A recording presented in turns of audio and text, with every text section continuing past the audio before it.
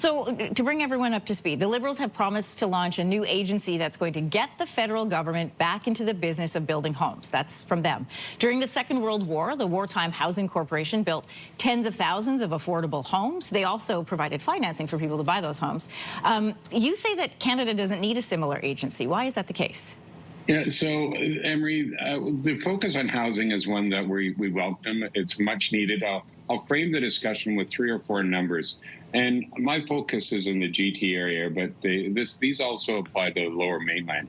Sales are down 85% on a 10-year average. Starts, according to CMHC, are at historic lows, both for March and April. We're looking at a real supply crunch in 27 and 28, and we're seeing people leaving our large urban areas because of affordability challenges.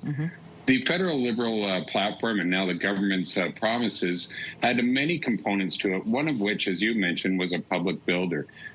We don't think a public builder is necessary. We think the shortage that we've experienced is not because of lack of people and the ability to build housing.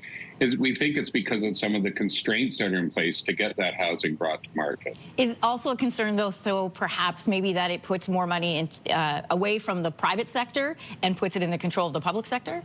No, I don't think that is the focus, respectfully. I think really the challenge is, and we share the goal and we share the commitment that the federal government has to get more housing built. Certainly, there is no doubt that we require more housing. We just don't think a public builder is the right way to go. We do think the private sector should be partnering with the federal government and other levels of government to get housing built. That is the focus. We need more housing for the people that want to live here in the GTA and in Lower Mainland and across Canada. And a public builder, in our opinion, isn't necessarily part of the solution, but partnering with the private sector, providing federal lands by building infrastructure, by removing some of the barriers and the cost to build challenges that we have, that's where the focus should be, one of collaboration and cooperation. Well, let's talk about those barriers, because we've done several stories on housing, and that seems to always be the bottleneck, is the red tape and the paperwork. The Liberals say they're going to work with the provinces to cut municipal development charges in half for multi-unit homes. What does that do to speed up home building?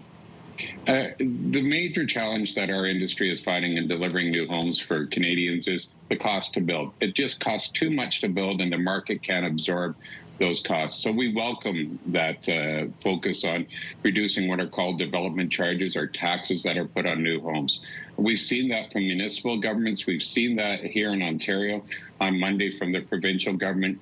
And the federal government, working with all levels of their partners at municipal and provincial level, is really a step in the right direction. We have some suggestions for the federal government that it be on all forms of housing, just not on multi-unit or apartment, and that the cut become one of a permanent in nature so that we can structurally adjust the challenges we're seeing in the cost to build prices that we're experiencing. For first-time home buyers, the Liberals are promising to remove the GST off of homes that are less than $1 million. And you have said that Ottawa should expand eligibility to include all home buyers. Who does that benefit? We welcome the focus on GST. It's been long overdue. This program was initially put in place in 1991, where there were taxes on new homes. So we applaud the federal government for the focus. We believe that $1 million and under is a threshold that doesn't make sense for large urban areas. When we look at the GTA, the average selling price is about $1.5 million. So it really doesn't apply in those areas where costs are higher than that $1 million.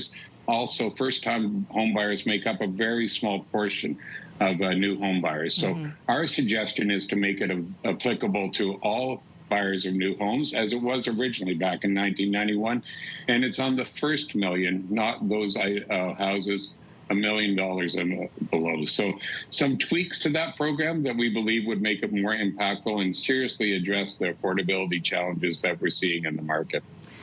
All of these promises are now the responsibility of Canada's new housing minister. Newly elected MP and now housing minister Gregor Robertson said this week that increasing supply should be the focus. As somebody who's in the business of building that new supply, what do you think? I agree, and it should be supply of all forms. And we believe that by an effective change. And that's where we really are. We have a recognition that we need to change the parameters that affect home building and affect people's ability to buy new housing. Those are the changes, but it needs to be the right change. It needs to be an HST program that applies to all Canadians, just not a select cohort. We need to reduce the cost to build, which is why we welcome the focus on DCs at all 3 levels of government.